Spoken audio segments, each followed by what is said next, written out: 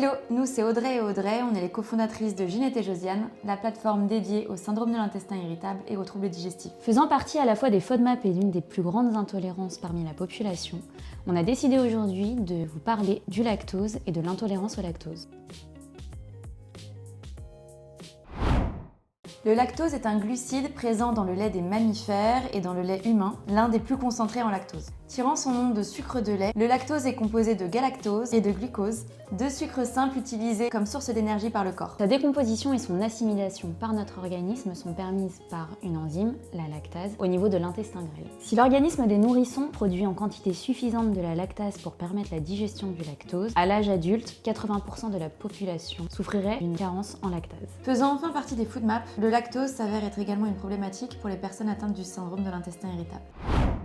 La carence en lactase donne lieu donc à une mauvaise digestion du lactose qui arrive alors non dégradé dans le côlon. C'est ainsi que tous les symptômes qu'on appelle également intolérance au lactose se présentent. Gaz, ballonnement, diarrhée. La présence de lactose dans l'intestin entraîne en effet un afflux important d'eau pour permettre son transit vers le côlon. C'est alors cet afflux d'eau qui peut provoquer des ballonnements, des douleurs, mais aussi une accélération du transit, plus communément appelée la diarrhée. Et c'est pas fini. Une fois arrivé jusque dans le côlon, les bactéries qui y sont présentes vont se nourrir du lactose, qui sont des glucides utiles à leur survie. C'est alors que beaucoup de gaz vont être produits par ces bactéries. Touchant jusqu'à 80% de la population mondiale, l'intolérance au lactose est très fortement présente en Asie. Cette prévalence serait justifiée par le fait qu'il y ait beaucoup moins de produits laitiers là-bas. L'organisme n'est donc pas en contact directement avec le lactose, il ne produit ainsi pas de lactase et il se retrouve en difficulté lorsque du lactose est occasionnellement consommé. C'est d'ailleurs pourquoi, en cas d'intolérance au lactose, l'éviction totale des produits laitiers n'est pas forcément recommandée, contrairement à l'allergie aux protéines de lait.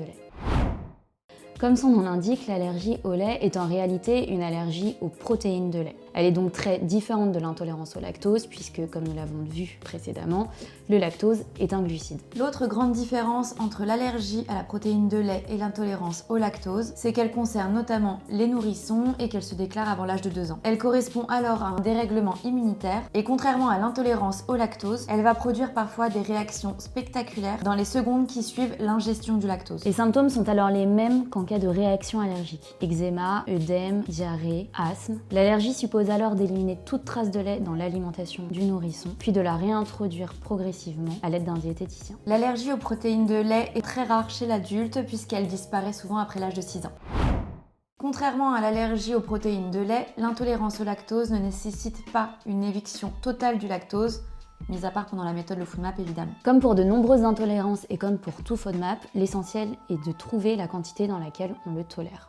S'il est par ailleurs important de continuer de consommer des produits laitiers, c'est qu'ils sont souvent source de nutriments essentiels tels que la vitamine D et le calcium. Autre point important, beaucoup de personnes vont être tentées d'éliminer tous les produits laitiers alors que nombreux de ces produits contiennent que très peu de lactose. C'est le cas par exemple des fromages à pâte dure, même du beurre et de certains yaourts. Si l'intolérance est toutefois assez forte, des alternatives aux produits laitiers ou des solutions existent. Les produits sans lactose, les produits à base de lait végétaux ou encore les compléments en lactase. Dans le cas des produits sans lactose, il est intéressant de voir que pour certains d'entre eux, ils ont été délactosés et pour d'autres, ils ont simplement ajouté une enzyme, la lactase, ce qui va permettre leur digestion. Pour les produits à base de lait végétaux, ils sont assez intéressants, mais comme toujours, il faudra être vigilant. Si tu as le syndrome d'intestin irritable, il faut savoir que certains laits végétaux sont certes sans lactose, mais ne sont pas low FODMAP. C'est le cas par exemple du lait d'avoine ou du lait de chèvre.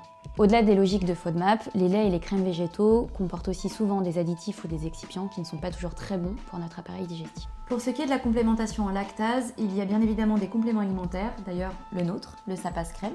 Il s'agit d'un complément naturel dans lequel figure principalement de la lactase qui va permettre de digérer le lactose lors d'un repas. Pour pallier à la carence en calcium lorsqu'on consomme moins de produits laitiers, nous avons donc ajouté du calcium à notre formule. Voilà, à vous les studios.